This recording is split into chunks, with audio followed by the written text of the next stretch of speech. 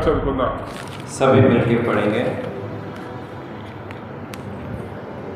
నా సహోదరులారా, బోధకులమైన మనము మరి కఠినమైన తీర్పు పొందాలని తెలుసుకొని మీలో అనేకులు బోధలు కాకుండా इसलिए कि हम सब बहुत बार चुक जाते हैं. जो कोई वचन में नहीं चुकता वही तो सिद्ध मनुष्य है और सारे देह पर भी लगाम लगा सकता है. ఇంకా మాట చదువుకుందాం. और भी हम वचन पढ़ेंगे. కీర్తన గ్రంథం भजन संहिता 31వ అధ్యాయం 31वां अध्याय 32వ అధ్యాయం 11వ వచనం. 32 का 11 मिलके पढ़े. हे धर्मियों, यहोवा के कारण आनंदित और मग्न हो, सब सीधे मन वालों आनंद से जय जयकार करो. 31వ వచనం. 33 33 का पहला पद भी. हे धर्मियों, यहोवा के कारण जय जयकार करो, क्योंकि धार्मिक लोगों को स्तुति करना शोभा देता है. దేవుడి యొక్క వాక్యం దీవించిన గాక. परमेश्वर इस वचन भाग को आस्त करे. యాకోబు పత్రిక 3వ అధ్యాయం 1వ వచనంలో ఏం రాసిందంటే, याकूब की पत्री तीसरा अध्याय पहला पद में लिखा हुआ है, బోధకులు మనము మరి కఠినమైన తీర్పు పొందును అని తెలుసుకున్నాము. उपदेशक और भी दोषी ठहराए जाएंगे लिखा हुआ है. బోధకులు ఉంటే కఠినమైన తీర్పు వస్తుందంట. उपदेशकों पर अधिक दोष लगाया जाएगा लिखा हुआ है. ఎందుకంటే చెప్తాము చేయము. क्योंकि कहते तो है पर नहीं करते. మీరు కింద కూర్చున్నారు, మీరు చేయరు కాబట్టి మీకు ఒక శిక్ష అయితే మాకు 2 శిక్షలు వస్తాయి. आप नीचे बैठे हुओं को यदि एक दंड मिलेगा तो जो लोग उपदेश करते हैं उनको दो गुना दंड मिलेगा. కాబట్టి ఒళ్ళు దగ్గర పెట్టుకొని బోధించాలి. इसलिए हम अपने शरीर को वश में रख के बोलना है, उपदेश करना है. మొట్టమొదటి మాకు బోధించుకోవాలి మేము. सबसे पहले हम अपने आप को उपदेश करना है. మొదటి తిమోతి రాసిన పత్రిక पहला तिमोथी पत्री 4వ అధ్యాయం 4 अध्याय 16వ వచనం. 16वां पद. अपनी और अपने उपदेश की चौकसी रख, इन बातों पर स्थिर रख, क्योंकि यदि ऐसा करता रहेगा तो तू अपने और अपने सुनने वालों के लिए भी उद्धार का कारण होगा. జాగ్రత్త కలిగి ఉండము బోధించట్లో. तो उपदेश करने में चौकसी रखना चाहिए. జాగ్రత్త బోధిస్తే అప్పుడు బోధ విన రక్షణ పొందుతారు. यदि हम सावधानी से चौकसी से उपदेश करेंगे तो जो लोग सुनेंगे वे लोग आशीष पाएंगे. అట్లా బోధించడానికి ప్రభు నాకు సహాయం చేయను గాక. प्रभु मुझे सहायता करे ताकि मैं भी ऐसे उपदेश करूं.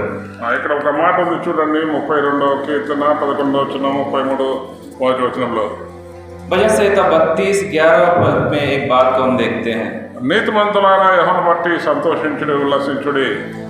हे धार्मियों, यहोवा के कारण आनंदित और मग्न हो. యథార్థ హృదయులారా మీరందరూ ఆనందగానం చేయుడి. हे सब सीधे मन वालों, यहोवा से जय जयकार करो. దావీదు మహారాజు అంటున్నారు, నీతిమంతులారా యెహోవాను బట్టి ఆనందగానం చేయుడు అని. दाऊद राजा जी कहता है, हे धार्मी यहोवा के कारण आनंदित और मग्न हो. రోమపత్రిక 3వ అధ్యాయం रोमा 3 अध्याय 11-12 వచనాల్లో 11-12 पद में, నీతిమంతులు లేడు, భక్తులు లేడు, అందరూ త్రోవ తప్పి ఏకముగా పనికిమాలినవారైరి. 10-11 में, कोई धर्म नहीं, एक भी नहीं, कोई समझदार नहीं, कोई परमेश्वर का खोजने वाला, सब भटक गए और सबके सब निकम्मे बन गए हैं. పౌలు అంటారు, నీతిమంతులు లేడు, ఒక్కరు లేరు, త్రోవ తప్పి పనికిమాలినవారని. पौलुस जी कहता है कि धार्मिक कोई नहीं है, सब लोग भटक गए हैं. దావీదు అంటున్నాడు, నీతిమంతులు ఆనందగానం చేయడు అని. परंतु दाऊद कहता है, धार्मी हो, यहोवा के कारण आनंदित और मग्न हो. మరి నీతిమంతులమా కాదా? क्या हम धार्मी है या नहीं? పౌలు చెప్పినట్టు నీతిమంతులు కాదు. पौलुस जी कहता है कि हम धार्मी नहीं हैं. దావీదు చెప్పిన నీతిమంతులము. दाऊद जी कहता है कि हम धार्मी हैं. 2 మాటలు కరెక్టే. यहाँ पे 2 बातें भी सही है. ఎందుకంటే మనం పుట్టుకతోనే పాపంలో జన్మించినాము. क्योंकि हम जन्म से अधर्म से पैदा हुए हैं. పాపంలో పుట్టిన మనల్ని యేసుక్రీస్తు ప్రభు ఉచితంగా నీతిమంతులుగా చేసినాడు. जैसे हम पाप में जन्म लिए हैं, प्रभु यीशु मसीह हमें मुफ्त में धार्मिक बनाया है. ఎట్లా చేసినాడో తన మాట తెలుసుకుందాం. और एक बात देखेंगे, రోమపత్రిక रोमन पत्री 5వ అధ్యాయం 5वां अध्याय 9వ వచనం. 9वां पद. కాబట్టి ఆయన जबकि రక్తం వల్ల हम నీతిమంతులు उसके लहू के తీర్చబడి कारण धर्मी మరింత ठहरे, तो నిశ్చయంగా ఆయన उसके द्वारा ఉద్యోగాన్ని परमेश्वर क्रोध से రక్షింపబడుదుము. क्यों ना बचेंगे? ఆయన రక్తం వల్ల నీతిమంతులుగా చేయబడ్డామంట. उसके लहू से हम धार्मिक ठहराए गए हैं. నీతో చేయక మునుపు ఇక్కడికి చూసే ఏలైనా శత్రువమాయించినగా అన్నాడు. 10 पद में लिखा हुआ है, धार्मिक ठहराने से पहले हम उसके बैरी थे, పాపమైండగా అంటున్నాడు. हम पापी थे, మన పాపము దేవుని శత్రువులము. हम पापी थे और परमेश्वर के बैरी थे. అటువంటి మనల్ని యేసుక్రీస్తు ప్రభువారు ఆ రక్తం ఇచ్చి ఉచితంగా నీతిమంతులుగా చేసినారు. ऐसे हमको परमेश्वर ने मुफ्त में अपना खून देकर हमें धार्मिक ठहराया है. యేసుక్రీస్తు ప్రభు మనం ప్రేమిస్తున్నారు కనుక మనకు బదులుగా ఆయన కలవరసిన శిక్ష భరించినాడు. यीशु मसीह हमसे प्रेम करता है, इसी कारण उसने हमारे बदले में क्रूस की मृत्यु सही है. మనకు బదులుగా యేసుక్రీస్తు ప్రభు చేతుల్లో మేకులు, కాళ్ళలో మేకులు, తలకు ముళ్ళ కిరీటం పెట్టబడింది, పక్కల బల్లెపోటు పొడవబడింది. हमारे बदले में यीशु मसीह के सिर पर कांटों का मुकुट, उसके बाजू में भाले से छेदा गया और उसके हाथों में पाँव में कीले ठोके गए हैं. ఆ శిలువ దృశ్యాన్ని ఒకసారి చూసుకుంటే ఎంత దుఃఖం వేస్తుందో తెలుసా? जब कभी हम उस क्रूस के दृश्य को देखते हैं तो हमें बड़ी दुख लगता है. ఆయనది పాపం లేదు, उसमें कोई पाप नहीं है, అయినప్పటికీ కూడా तो भी మానవులందరి పాప పరిహారం కొరకై हमारे सारे गुनाहों के प्रायश्चित के लिए, మానవులంతా నీ గురించి నా గురించి आपके लिए, मेरे लिए యేసుక్రీస్తు ప్రభు శిక్ష భరించినాడు. यीशु मसीह दंड को उठाया है, తన రక్తాన్ని దారాలుగా చిందించినాడు. उसके लहू को दारा के नाई बहाया है. ఆ రక్తం ద్వారా మనము నీతిమంతులుగా చేయబడ్డాం. उसके लहू से हम धार्मिक ठहराए गए हैं. ఈ లోకంలో చూస్తే రక్తం చిందించాలనే ఉద్దేశంతో इस सारे जगत के लिए लहू बहाने के उद्देश्य से ఇక్కడ ఎప్పుడు పత్రికలో ఒక మాట ఉంది చూడండి. इब्रानी पत्री में एक बात पढ़ते हैं, 9వ అధ్యాయం 9वां अध्याय 22వ వచనము. 22 पद. రక్తం చిందించకుండా పాపక్షమణ కలగదని సామాన్యంగా చెప్పవచ్చును. 9 में सच तो यह है कि व्यवस्था के अनुसार प्राय सब वस्तुएं लहू के द्वारा शुद्ध की जाती है, बिना लहू बहाए पापों की क्षमा नहीं है. అందుకని మానవులు పొట్టేలు బలి ఇస్తారు, కోలు బలి ఇస్తారు, వాటి ద్వారా రక్తం పాపం పోతే అనుకుంటారు. इसलिए दुनिया के लोग कहते हैं तरह तरह के बलि करके उसके द्वारा हमारे पाप शुद्ध होंगे. కింద 10వ వచనం చూస్తే 10వ అధ్యాయంలో చూస్తే 4వ వచనం. 10 अध्याय 4 पद में देखते हैं, ఎట్లా మేకలకు రక్తము పాపం తీసుకుంటే అసాధ్యము. क्योंकि लिखा हुआ है, यह अनहोना है कि बैलों और बकरों का लहू पापों को दूर करे. మానవ పాపం తీసివేయడానికి मनुष्यों के सारे पापों को हटाने के लिए పరిశుద్ధమైన రక్తం కావాలి.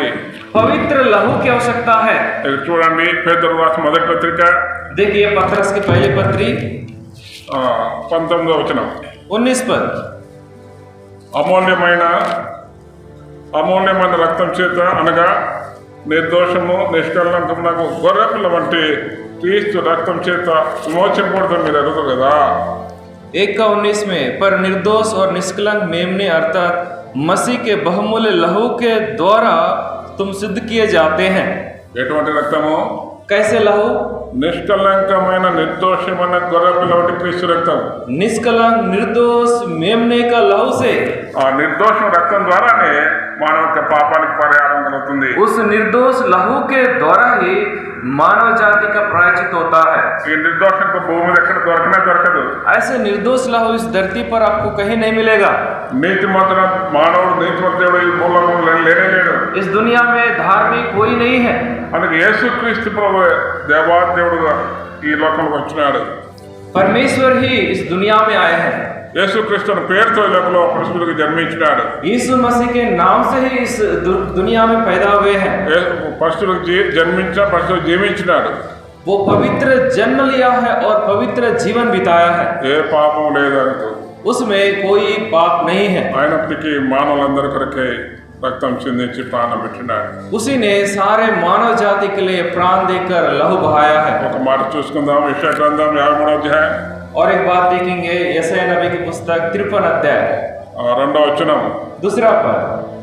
మధ్య భాగంలో చూడండి. बीच में से पढ़ते हैं, అతనికి స్వరూపమైన సొగసం లేదు, మనం అతను చూచి అపేక్షించినట్లుగా అతని ఎందుకు స్వరూపం లేదు. हम देखते हैं कि वह तुच्छ जाना जाता और मनुष्यों का त्यागा वह दुखी पुरुष था. నిజంగా చూస్తే యేసుక్రీస్తు ప్రభువారు సౌందర్యవంతుడు, అందమైన వాడు. 53వ అధ్యాయం 2వ వచనం. 53 का 2 पद में लिखा हुआ है, उसकी ना तो कुछ सुंदरता थी, वास्तव में प्रभु यीशु मसीह बहुत सुंदर थे, అయినప్పటికీ కూడా ఆయన తన సౌందర్యాన్ని పోగొట్టుకున్నాడు సిలువలో. तो भी उसने उस क्रूस के ऊपर अपने सुंदरता को खोया है, ఎందుకంటే మనల్ని సౌందర్యవంతులుగా చేయడానికి. क्योंकि वो हमें सुंदर बनाना चाहता है, ఎందుకంటే మన పాపం నుండి మనలో సౌందర్యం లేదు, क्योंकि हम पापी होने के कारण हम में सुंदरता नहीं है. మనల్ని కూడా దేవుడు ఆదామును సౌందర్యవంతుడుగా సృష్టించినాడు. కానీ परमेश्वर ने आदम को भी सुंदर सृजा, ఎప్పుడైతే ఏదో ఒక పాపం చేశాడో తన సౌందర్యం కోల్పోయినాడు. जब उसने आदम की वाटिका में पाप किया तो उसने अपने उस सुंदरता को खो दिया है. ఆ సౌందర్యాన్ని కోల్పోయిన ఆదామును తిరిగి సమకూర్చుకోవడానికి యేసుక్రీస్తు ప్రభువారు తన సౌందర్యాన్ని స్వరూపాన్ని కోల్పోయినాడు. उस खोए हुए सुंदरता को फिर से आदम को देने के लिए प्रभु यीशु मसीह ने क्रूस के ऊपर अपने सुंदरता को खोया है. 53వ అధ్యాయం యెషయా గ్రంథం 3వ వచనం. 53 యెషయా నబీ की पुस्तक उसका 3रा पद, అతడు తృణీకరింపబడిన వాడు, ఆయన మనుష్యులను విసర్జింపవాడును, వ్యసనాక్రాంతుడుగాను, వ్యాధిని అనుభవించిన వాడుగాను, మనుషులు చూడనొల్లని వాడుగాను ఉండెను. वह तुच्छ जाना जाता और मनुष्यों का त्यागा हुआ था, वह दुखी पुरुष था, रोग से उसकी जान पहचान थी और लोग उससे मुंह फेर लेते थे. మనుషులు చూడనొల్లని వాడుగా ఉండెను. वहां पे लिखा हुआ है लोग उससे मुंह फेर लेते थे. చిన్న బాబు ముద్దుగా ఉంటే कोई यदि छोटा बेटा या बेटी बहुत सुंदर है तो ముద్దు పెట్టుకుంటాం. हम उसे चूम लेते हैं. ఆ చెడ్డీ లేకుండా శివుని కలుసుకుంటూ ఉంటే చోరా అంటాం. यदि वो उसके कुछ कपड़े नहीं पहनते हैं तो नाक बहाते रहते हैं तो हम उसे दूर हटाते हैं. అట్లా ఇక్కడ చూసి యేసు వారు కూడా మనుషులు చూడనొల్లని వాడుగా ఉన్నాడు. तो यीशु मसीह भी ऐसे हालत में बदल गए हैं कि लोग उसे नहीं देख सकते थे. యేసుక్రీస్తు ముళ్ళకి కొట్టబడినప్పుడు రక్తం దారాలు కార్చబడింది. यीशु मसीह के सिर के ऊपर जब कांटों का मुकुट रखा गया तो सारा लहू बहने लगा, ఉమ్మి వేయబడింది. उसके ऊपर थूका गया. ఆయన ముఖం అంతా కూడా ఆ రక్తంతో, ఉమ్మితో, దుమ్ముతో చూడడానికి అసహ్యముగా తయారైంది. वो सारा रूप जो है वो थूक से और लहू से भरा हुआ था, वो देखने योग्य नहीं था. అందుకని చూడండాలని వాడిగా ఉన్నాడు. इसलिए वो देखने योग्य नहीं था, చూడడానికి అసహ్యముగా తయారైనాడు. देखने के लिए అసహ్యం घिन आता था, మనల్ని సౌందర్యవంతులుగా చేయడానికి. क्योंकि हमें सुंदर बनाने के लिए. ఆ రీతిగా యేసుక్రీస్తు రక్తం మనల్ని మరి పవిత్రులుగా చేసింది. इस तरह यीशु मसीह का लहू हमें पवित्र किया है, మనం ఉచితంగా నీతిమంతులుగా చేసింది. हमें मुफ्त में ही धार्मिक ठहराया है. అందుని బట్టి మనం ఆయన స్తుతించాలా, మనం నీతిని చేయబడి దాన్ని బట్టి. इस कारण प्रभु ने हमें धार्मिक ठहराया है, इस कारण हम उसकी स्तुति करना है. ఇంకో మాట చూసుకుందాం. రోమపత్రిక और एक बात पढ़ेंगे, रोमिक पत्री 5వ అధ్యాయం 5वां अध्याय 1వ వచనం. पहला पद, अतः जब हम विश्वास से धार्मिक ठहरे तो अपने प्रभु यीशु मसीह के द्वारा परमेश्वर के साथ मेल रखे. కాబట్టి విశ్వాస మూలమున మనము నీతిమంతులుగా తీర్చబడేనంత. हम विश्वास के द्वारा ही धार्मिक ठहरे हैं. యేసుక్రీస్తు ప్రభువారు ఆ కలువరిలో మన కొరకై, నా కొరకై చనిపోయినాడని ఎవరు నమ్ముతారో అదే విశ్వాసం. यीशु मसीह मेरे लिए और आपके लिए क्रूस के ऊपर जान दिया है, इस बात पर जो विश्वास करेंगे यही जो है विश्वास है. ఆయన పొందిన దెబ్బల చేత మన పాప రోగానికి స్వస్థత కలిగింది. उसके घावों के कारण जो उसने घायल किया गया है, हमारे पाप की बीमारी का चंगाई मिलता है. ఎందుకంటే మానవుల అందరూ కూడా తల్లి గర్భంలో పాపంలో జన్మించినారు. क्योंकि सारे मनुष्य भी माता के गर्भ से अधर्म से उत्पन्न हुए हैं. ఇర్మియా గ్రంథం ఒక మాట చూడండి. ఇర్మియా గ్రంథం यिर्मयाह नबी की पुस्तक में 17వ అధ్యాయం 17वां अध्याय 9వ వచనం. 9 पद, హృదయం అన్నిటికంటే మోసకరమైనది, ఘోరమైన వ్యాధి కలది, దాన్ని గ్రహింపగల వాడేవాడు. मन तो सब वस्तुओं से अधिक धोखा देने वाला है, उसमें असाध्य रोग लगा है, उसका भेद कौन समझ सकता है. హృదయం ఘోరమైన వ్యాధి, అది పాప వ్యాధి. मन जो है अधिक धोखा देने वाला है, वो बीमारी जो है पाप का बीमारी है. ఆ పాప రోగానికి మందు లేనే లేదు. उस पाप की बीमारी का कोई इलाज नहीं है। యేసుక్రీస్తు పొందిన దెబ్బల ద్వారా మన రోగానికి స్వస్థత కలుగుతుంది. यीशु मसीह के कोड़े खाए हुए यीशु मसीह के कोड़े खाने से हमको चंगाई मिलता है। యెషయా గ్రంథం 53వ అధ్యాయం यशायाह नबी की पुस्तक 53 अध्याय 5వ వచనం 5वां पद చదవండి. पढ़ेंगे। परंतु वह हमारे अपराधों के कारण घायल किया गया, वह हमारे अधर्म के कामों के कारण कुचला गया, हमारे ही शांति के लिए उस पर ताड़ना पड़ी कि उसके कोड़े खाने से हम लोग चंगे हो जाए। ఇక్కడ చూస్తే మన అతిక్రమం క్రియలు బట్టి ఆయన గాయపరచబడ్డాడు. वहाँ लिखा हुआ है हमारे अपराधों के कारण घायल किया गया, మన దోషం బట్టి నలగొట్టబడ్డాడు. वह अधर्म के कामों के कारण कुचला गया, మన సమాధాన శిక్ష అతని మీద పడెను. हमारे शांति के लिए उस पर ताड़ना पड़ी, ఆయన పొందిన దెబ్బల చేత మనకు స్వస్థత కలుగుతున్నది. उसके कोड़े खाने से हम लोग चंगे हो जाते हैं। ఈ విషయాన్ని ఎవరు నమ్ముతారో, इस बात को जिस लोग विश्वास करते हैं, मानते हैं, ఎవరు విశ్వాసిస్తారో వారికి రక్షణ కలుగుతుంది. उन्हें ही उद्धार मिलता है, వారు ఉచితంగా నీతిమంతులుగా చేయబడతారు. वे उचित ही धार्मिक ठहरा जाएंगे। దాన్ని బట్టి విశ్వాసం బట్టి మనం నీతిమంతులుగా చేయబడ్డాం. विश्वास के कारण ही हम धार्मिक ठहराए गए हैं। ఇంకో మాట చూసుకుందాం. और एक बात देखेंगे, రోమపత్రిక रोमे पत्री 3వ అధ్యాయం 3 अध्याय 23వ వచనం 23 पद 24వ వచనం. 24 पद కాబట్టి నమ్మువారు ఆయన కృపచేతనే క్రీస్తునందుల విమోచన ద్వారా ఉచితముగా నీతిమంతులని తీర్చబడుచున్నారు. परंतु उसके अनुग्रह से उस छुटकारे के द्वारा जो मसीह यीशु में है संत में धार्मिक ठहराए जाते हैं। ఆయన కృప చేతనే మనము నీతిమంతులు చేయబడ్డాము. उसके अनुग्रह से हम धार्मिक ठहराए गए हैं, కృప చేత మీరు రక్షణ పొంది ఉన్నారు. उसके अनुग्रह से हम उद्धार पाए हुए हैं। ఎఫెసీ రాసిన పత్రిక इफिसियों पत्री 2వ అధ్యాయం 2 अध्याय 8వ వచనం. 8वां पद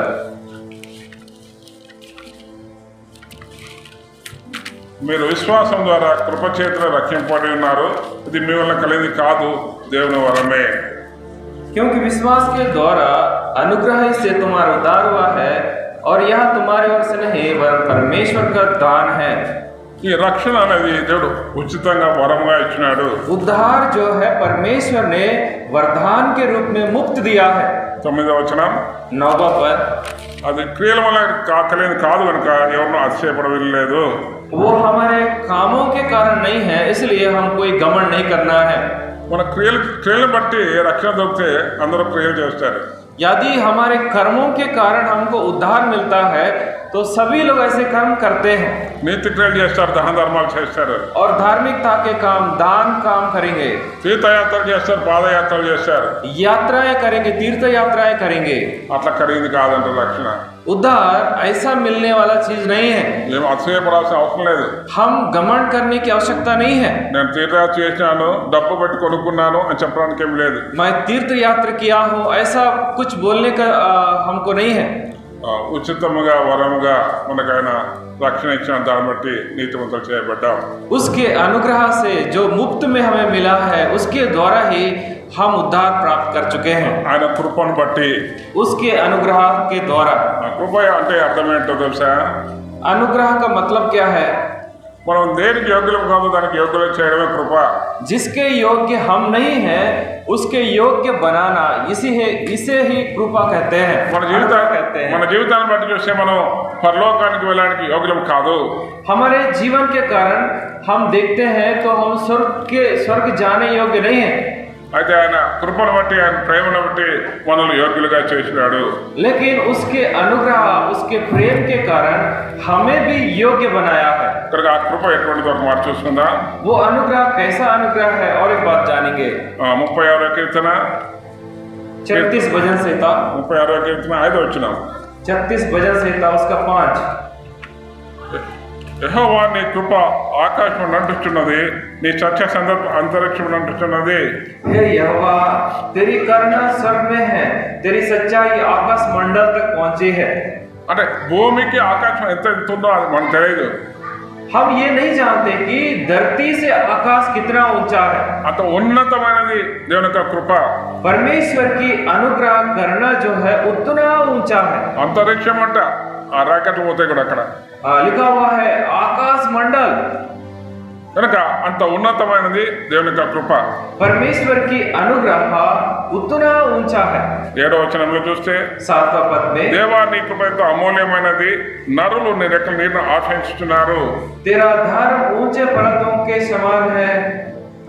7 पद में लिखा आपने यहाँ, हे परमेश्वर तेरी करुणा कैसी अनमोल है, मनुष्य तेरे पंखों तले शरण लेते हैं। దేవుని యొక్క కృప అమూల్యమైనది. परमेश्वर की करुणा अनुग्रह अनमोल है। మూల్యం అంటే వేల. अनमोल का मतलब మూల్యం అంటే వేల. मूल्य का मतलब कीमत। అమూల్యం అంటే వెల కట్టలేనిది. अनमोल का मतलब जिसका मूल्य हम नहीं चुका सकते हैं। ఈ ఊర్లో ఈ లోకంలో ప్రతిదానికి ప్రతి వస్తువుకు వెల ఉంటుంది. इस दुनिया में सभी चीजों का एक कीमत होता है। ఇది ఒక 10 రూపాయలు, ఇది ఒక 100 రూపాయలు, ఇది 1,00,000 రూపాయలు, ఇది 1,00,00,000 రూపాయలు చెప్తావు. ये 10 रुपया, 1,00,000 रुपए, 1 करोड़ रुपए का होता है। ఈ దేవుని యొక్క కృపకు మాత్రం అట్లా వెల కట్టలేమంట. लेकिन परमेश्वर के अनुग्रह का हम कीमत नहीं चुका सकते हैं। వెల కట్టలేనటువంటి ఉన్నతమైనటువంటి ఆ కృపలో యేసుక్రీస్తు వారు నిన్ను నన్ను జ్ఞాపకం చేసుకున్నాడు. जिसका कीमत हम नहीं चुका सकते हैं, ऐसे अनुग्रह से परमेश्वर ने हमें स्मरण किया है। దాన్ని బట్టి ఆయన ఉచితంగా మన నీతిమంతులుగా చేశాడు. उसके कारण ही हमें मुफ्त में हम संत में ही धार्मिक ठहराए गए हैं। ఆ రీతిగా మనం నీతిమంతులుగా చేయబడ్డాం. इस रीति से हम धार्मिक ठहराए गए हैं। ఇంకొక మాట చూసుకుందాం. और एक बात जानेंगे, మొదటి కొరింథీ రాసిన పత్రిక 1 कुरिन्ती 6వ అధ్యాయం 6वां अध्याय 9, 10, 11 వచనాలు అందరు కలిసి చదువుకుందాం. 9, 10 पद। అన్యాయస్తులు దేవరాజ్యములకు వారసులు కానేరని మీకు తెలియదా? మోసపోకుడి, జారులైనను, విగ్రహారాధులైన, వ్యభిచారులైన, ఆరంగితంగాను, దొంగలైన, లోపలైన, త్రాగబోతులైన, దోషులైన, దోచుకుని వారిని దేవరాజ్యములకు వారసులు కానేరు. మీలో కొందరు అట్టివారు ఏంటో కానీ మన యేసుక్రీస్తు నామమున మన దేవుని ఆత్మ యందును మీరు కడబడి పరిశుద్ధపరచబడిన వారై నీతిమంతులుగా తీర్చబడతారు. ఈ 9-10 వచనాల్లో అనేకమైన క్రియలు ఉన్నాయి. 9-10 पद में कई प्रकार के काम हैं। చెడ్డ చెడ్డ క్రియలు ఉన్నాయి, बुरे बुरे काम हैं, పాప క్రియలు ఉన్నాయి, पाप के काम हैं। 11వ వచనం అంటున్నారు, మీలో కొందరు అటివారై ఉంటుంది. 11 पद में कहता है, तुम में से कितने ऐसे ही थे। మనందరూ కూడా ఏదో ఒక పాపంలో ఇరుక్కున్న వారమే. हम सभी लोग इसमें से किसी न एक पाप में जकड़े हुए थे। నా జీవితాన్ని చూసి నేను తాగుబోతుని, मेरा जीवन में मैं देखता हूँ तो मैं पिया करता, తాగి లక్షల రూపాయలు పోగొట్టుకున్నాను. पी पी कर लाखों का खर्चा कर चुका हूँ। అటువంటి తాగుబోతున్న నా జీవితాన్ని కూడా యేసుక్రీస్తు ప్రభువు మార్చినాడు. ऐसे मेरे जीवन को भी परमेश्वर ने बदल दिया है। అటువంటి తాగుబోతున్న నా జీవితం మార్చిన దేవుడు నువ్వు ఏ పాపం ఉన్నప్పటికీ కూడా ఆ పాపం నుండి విడిపించి ఉచితంగా నీతిమంతులుగా చేయడానికి ఆయన శక్తి గల దేవుడు. आप चाहे किसी भी पाप में क्यों ना हो, आपको मुक्त में छुड़ाकर आपको मुक्त में धार्मिक ठहराता है परमेश्वर। యేసుక్రీస్తు నామములో, यीशु मसीह के नाम से, యేసుక్రీస్తు నామములోనే మనకు రక్షణ దొరుకుతుంది. यीशु मसीह के नाम से ही हमको उद्धार मिलता है। వేరే ఏ నామంలో కూడా మనకు రక్షణ లేదు. और किसी नाम से हमको उद्धार नहीं मिलता, ఎందుకంటే యేసుక్రీస్తు ప్రభువు ఒక్కరే నిజమైన దేవుడు. क्योंकि यीशु मसीह अकेला ही सच्चा परमेश्वर है। ఈ నామములోనే మీకు రక్షణ కలుగునని మరి ఏ నామమున మీకు రక్షణ పొందలేరు. इसी नाम में आपको उद्धार मिलेगा और दूसरा नाम में आपको उद्धार नहीं है। యేసు నామములో మనం నీతిమంతులుగా చేయబడ్డాం. यीशु मसीह के नाम से हम धार्मिक ठहराए गए हैं। ఇప్పుడు 4 మాటలు చెప్పుకున్నా. अभी मैं 4 बातें बताया। మొట్టమొదట యేసు రక్తం ద్వారా నీతిమంతులు చేయబడ్డాం. सबसे पहले यीशु मसीह के लहू से हम धार्मिक ठहराए गए। యేసు విశ్వాసం ఉంచడం ద్వారా రక్షణ పొందినాం. यीशु मसीह पर विश्वास करने के द्वारा हम धार्मिक ठहराए गए। యేసు యొక్క కృప ద్వారా రక్షణ పొందినాం. यीशु मसीह के अनुग्रह से हम धार्मिक ठहराए गए। యేసు యొక్క నామంలో రక్షణ పొందినాం. यीशु मसीह के नाम से हम उद्धार पाए ఈ हैं। 4 విధాల చేత మనం నీతిమంతులుగా చేయబడ్డాం. ये 4 कामों के कारण हम धार्मिक ठहराए गए हैं। పౌలు అన్నట్టుగా మనం పనికి మాలిన వారము నీతిమంతులు కాదు, కానీ जैसे पौलुस जी ने कहा था, हम धार्मिक नहीं हैं, हम निकम्मे हैं। ఈ ఈ 4 వాటిని బట్టి కూడా మనం నీతిలో చేయబడ్డా. ये 4 कार्यों के कारण हम धार्मिक ठहराए गए हैं. ఇప్పుడు 32 కీర్తన 11వ వచనం. भजन संहिता 32 का और 11 पद. నీతిమంతులారా యెహోవాను బట్టి సంతోషించుడు ఉల్లసించుడి. हे धर्मियों यहोवा के कारण आनंदित और मग्न हो. యథార్థ హృదయారా మీరందరూ ఆనందగానం చేయుడి. हे सब सीधे मन वालों आनंद से जय जयकार करो. 33వ వచనం మొదటి వచనం. 33వ అధ్యాయం మొదటి వచనం. 33 का 1 पद में. నీతిమంతులారా యెహోవాను బట్టి ఆనందగానం చేయుడి. స్తుతి చేయుట యథార్థతకు శోభస్కరము. हे धर्मियों यहोवा के कारण जय जयकार करो क्योंकि धार्मिक लोगों को स्तुति करना शोभा देता है. ఇక్కడ చూస్తే యథార్థవంతులు యథార్థ హృదయంలోనే 2 చోట్ల వచ్చింది అన్నమాట. अभी यहाँ पे देख सकते हैं कि सीधा मन सीधे लोग. మన దేవుడు యథార్థవంతుడు. परमेश्वर हमारा परमेश्वर सीधा है. ఎందుకంటే కీర్తన 18వ అధ్యాయం రాయబడింది దేవుడు యథార్థవంతుడు అని. కీర్తన 18వ అధ్యాయం 30 వచనం. भजन संहिता 18 का 30 पद में ऐसा लिखा हुआ है దేవుడు యథార్థవంతుడు. परमेश्वर का मार्ग सिद्ध है. యెహోవా వాక్కు నిర్మలము తన స్వరణించిన వారందరికీ వెనక్కియడం. यहोवा का वचन ताया हुआ है और वह अपने सब शरणगतों की डाल है. కనుక ఆయన యథార్థవంతుడు కనుక ఆయన చేతనిచ్చిన వారందరికీ కూడా ఆయన కేడంగా ఉంటాడు. परमेश्वर का मार्ग सिद्ध है. ఆ రీతిగా యథార్థవంతులు స్తుతి చేయుట శోభస్కరము. वहाँ लिखा हुआ है धार्मिक लोग स्तुति करना शोभा देता है. శోభస్కరం అంటే అందము లేక సౌందర్యం చెప్పచ్చు. आज शोभा का मतलब सुंदरता कह सकते हैं. యథార్థవంతులు దేవుని స్తుతిస్తే ఆరాధిస్తే అది అందమైనదిగా కనబడుతుంది. जब धार्मिक लोग आराधना करेंगे तो वो बहुत ही सुंदर होता है. కనుక మన జీవితాల్లో యథార్థవంతులుగా ఉన్నామా? क्या अपने जीवन में हम धार्मिक ठहराए गए हैं?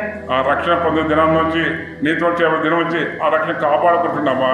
क्या जब से हम उद्धार पाए हैं जब से हम धार्मिक ठहराए गए हैं क्या उस उद्धार की रखवाली हम कर रहे हैं? ఆసక్తి విషయంలో మాందులు కాక ఆత్మ తీవ్రత కలిగి పౌలు సేవించడం వాక్యం చెప్తుంది. ఆసక్తి విషయంలో మందులు కాక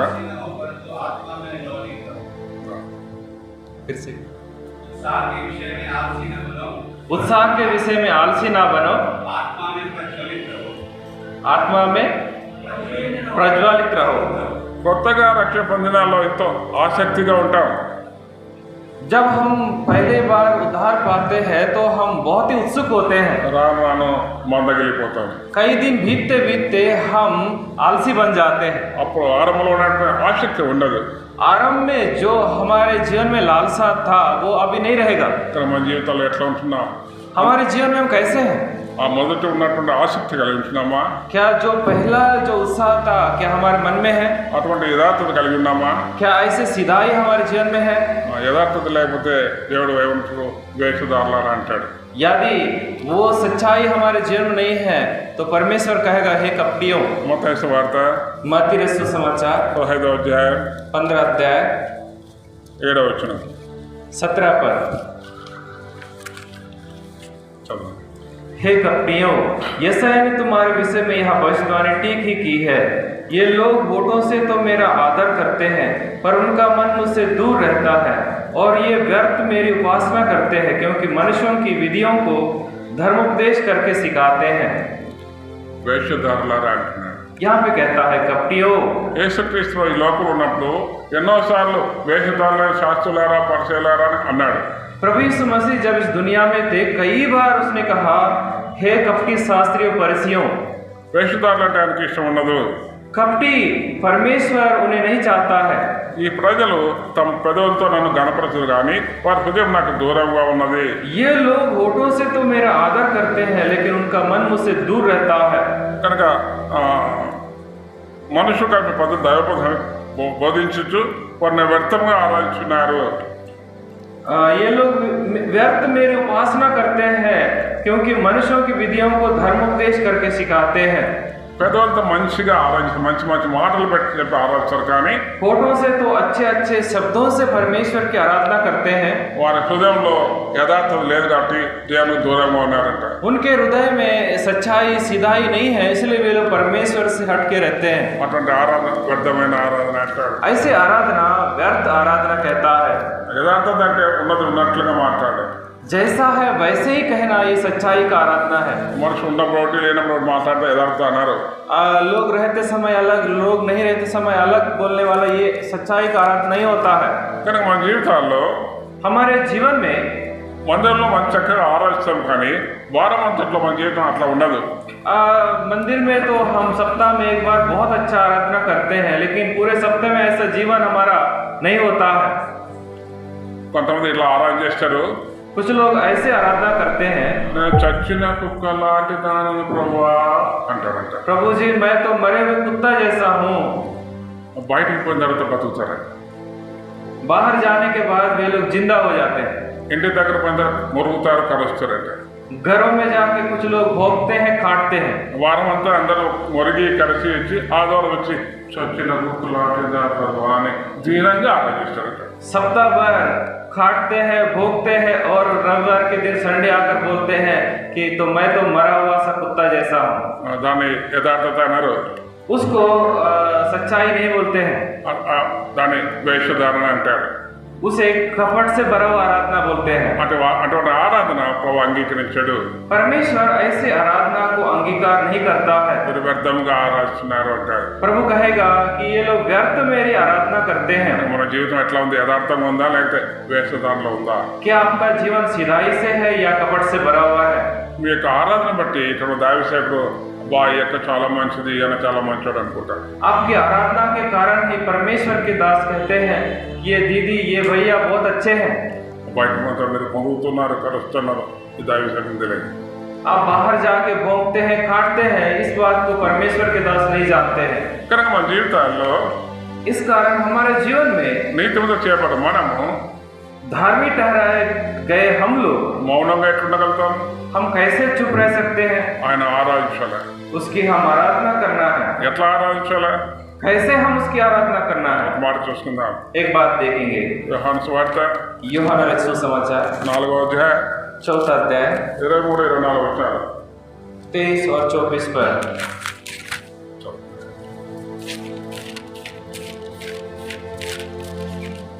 यूहन्ना 4 का 23 और 24 पद पढ़ेंगे।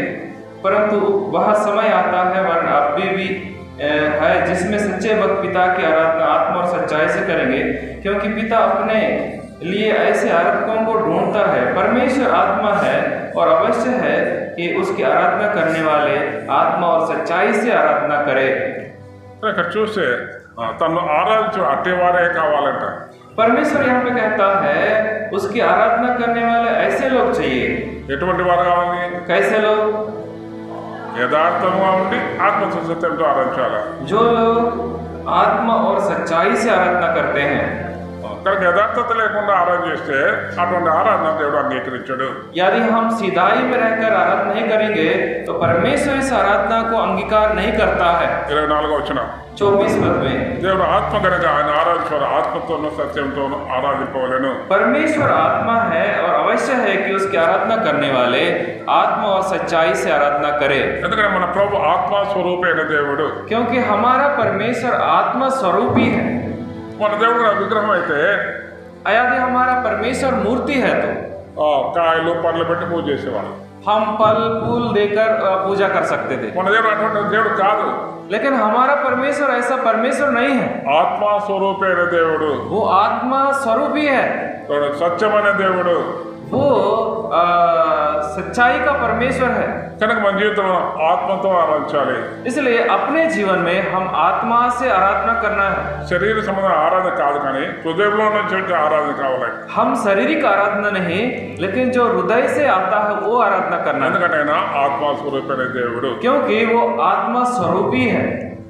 రెండో చూసే సత్యముతో, दूसरा देखते हैं सच्चाई से, సత్యమైన ఆరాధన. सच्चाई का आराधना। సత్యవంతులు యెహోవాకు ఇష్టలు అని రాయబడింది సామెతల గ్రంథంలో. సత్యవంతులు యెహోవాకు ఇష్టలు. सच्चाई के लोग परमेश्वर लोगों को परमेश्वर चाहता है। కానీ మనం సత్యం చెప్పేవారుగా ఉన్నామా? क्या हम सच्चाई को बोल सकते हैं? సత్యం చెప్పేవారుగా ఉండడం చాలా కష్టమైన పని. सच्चाई में रहना ये बहुत कठिन बात है। అయినప్పుడు కూడా సత్యం చెప్పేవారుగా ఉండాలా? तो भी हम सच्चाई के गवाह बनना चाहिए। ఒక మాట చెప్తే పౌలు అంటాడు, నేను క్రీస్తు పోలు నడుచుకున్న ప్రకారం మీరు నన్ను పోలు నడుచుకోండి అన్నాడు. पौलुस जिस तरह कहता है जैसा मैं मसीह का सा चाल चलता हूँ वैसे तुम मेरे से चाल चलो। యేసుక్రీస్తు ప్రభు ఎట్లా జీవించినాడో అట్లే పౌలు జీవించినాడట. यीशु मसीह जैसे जीवन बिताए थे पौलुस जी भी ऐसे ही जीवन बिताए। ఆ రీతిగా పోలి నడుచుకున్నాడట. उसी तरह उसका अनुकरण किया है। యేసుక్రీస్తు ఎంత నీతిబద్ధంగా నడుచుకున్నాడో, ఎంత సత్యం చెప్పేవారు నడుచుకున్నాడో అట్లనే పౌలు కూడా నడుచుకున్నాడట. जिस तरह यीशु मसीह धार्मिकता का जीवन बिताया और सच्चाई का जीवन बिताया उसी तरह पौलुस भी अपने सारा जीवन में जीवन बिताया है। మనం కూడా క్రీస్తుని పోలి నడుచుకున్నప్పుడు మనం కూడా అబద్ధం చెప్పకుండా జీవించగలుగుతాం. जब हम भी प्रभु यीशु मसीह का अनुकरण करते हुए जीवन बिताएंगे तो हम झूठ से बचेंगे। ఎందుకంటే కీర్తనకారుడు దావీదు ఒక మాట అంటాడు చూడండి. भजन संहिता में भजनकार कहता है, देखेंगे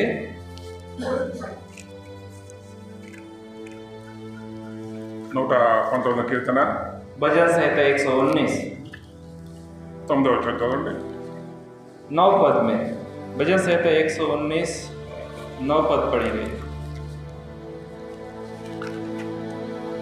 जवान अपनी 11వ వచనం 11 पद, मैंने तेरे वचन को अपने हृदय में रख छोड़ा है कि तेरे विरुद्ध पाप ना करूं। ఇక్కడ చూస్తే దేవాన్ని ఎదుట నేను పాపం చేయకుండా నా హృదయంలో ఈ వాక్యం ఉంచుకొని ఉన్నాను అంటాడు. 11 पद में लिखा हुआ है, दाऊद भक्त कहता है, अपने हृदय में मैं वचन छोड़ रखा हूँ ताकि तेरे विरुद्ध पाप ना करूं। దేవుని ఎదుట పాపం చేయకుండా ఉండాలంటే దేవునికి వాక్యం మన హృదయంలో ఉండాలి. परमेश्वर के विरुद्ध में यदि हम पाप नहीं करना चाहते हैं तो उसके वचन को अपने हृदय में रखना होगा। ఎందుకంటే ఎవరి చూడతా ఒకటి ప్రకారం ఆది ఎందు వాక్యం దేవుడైందను వాక్యం దేవుడైందను. यूहन्ना रचित सुसमाचार पहला वचन के अनुसार आदि में वचन था और वचन परमेश्वर के साथ था और वचन परमेश्वर था। ఎప్పుడైతే మన హృదయంలో వాక్యం ఉందంటో దేవుడు ఉన్నట్లు లెక్క. जब कभी परमेश्वर का वचन हमारे हृदय में होता है तो परमेश्वर भी हमारे साथ है। పరిశుద్ధమైన దేవుడు మన హృదయంలో ఉంటే మనం పాపం చేయకుండా ఉండగలుగుతాం. पवित्र परमेश्वर हमारे हृदय में हो तो हम पाप से दूर रहेंगे। అబద్ధం చెప్పకుండా జీవించగలుగుతాం. हम बिना झूठ बोले जीवन बिता सकते हैं। చూడండి ఇంకో మాట చూసుకుందాం. और एक बात देखेंगे, కీర్తన గ్రంథం भजन संहिता 32 కీర్తన 32 भजन संहिता 8వ వచనం 8 पद, నీకు ఉపదేశం చేశాను, నేను నడవలసిన మార్పు నీకు బోధించాను, నీ మీద దృష్టించి నీకు ఆలోచన చెప్పేదను. मैं तुझे बुद्धि दूंगा और जिस मार्ग में तुझे चलना होगा उसमें तेरी अगुवाई करूंगा, मैं तुझ पर कृपा दृष्टि रखूंगा और सम्मति दिया करूंगा। ఎప్పుడైతే దేవుని యొక్క వాక్యం మన హృదయం ఉంటుందో, जब कभी परमेश्वर के वचन हमारे हृदय में होता है అది మనకు బోధిస్తుందంట. तो हमें उपदेश करता है। ఉపదేశం చేస్తుంది, हमें उपदेश करता है, మనం నడవలసిన మార్గాన్ని బోధిస్తుందంట. जिस मार्ग में चलना चाहिए हमें अगुवाई करेगा। ఆ యొక్క మాటలు చెప్పినట్టుగా మనం నడుచుకుంటే, जैसे हम चलते हैं, जैसे हम बोलते हैं, అప్పుడు మనం పాపం చేయకుండా సత్యం చెప్పొచ్చు, దేవుని కొరకే సాక్షిగా జీవించవచ్చు. तब हम बिना पाप के सच्चाई से परमेश्वर के मार्ग में हम चल सकते हैं। నీ మీద దృష్టి ఉంచి నీకు ఆలోచన చెప్పేదను. वहाँ लिखा हुआ है, मैं तुझ पर कृपा दृष्टि रखूंगा और सम्मति दिया करूंगा। దేవుని యొక్క ఆలోచన చెప్పున మనం జీవిస్తే, దేవుని యొక్క ఆలోచన చెప్పున మనం జీవిస్తే परमेश्वर के सम्मति के अनुसार यदि हम जीवन बिताएंगे పాపం చేయకుండా ఉండొచ్చు, हम पाप रहित रह सकते हैं, నమ్మకంగా ఉండొచ్చు, हम विश्वास योग्य रह सकते हैं, యథార్థవంతులుగా ఉండొచ్చు. हम सीधाई से रह सकते हैं। అప్పుడు तब మనం ఆయన హృదయానుసారులుగా ఇష్టానుసారులుగా జీవించి ఆరాధన చేస్తే మనకు ఆరాధన ప్రభు అంగీకరిస్తాడు.